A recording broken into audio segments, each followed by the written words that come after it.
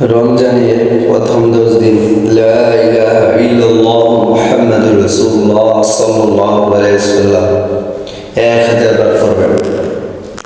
রমজানের দ্বিতীয় 10 দিন আস্তাগফিরুল্লাহ রাব্বি মিন কুল্লি যামবি ওয়া আতুবু লা হাওলা ওয়া লা কুওয়াতা ইল্লা বিল্লাহিল আলিয়্যিল আযীম। 10 দিনের সময় যে কোনো একবার পড়লেই হবে 1000 বার।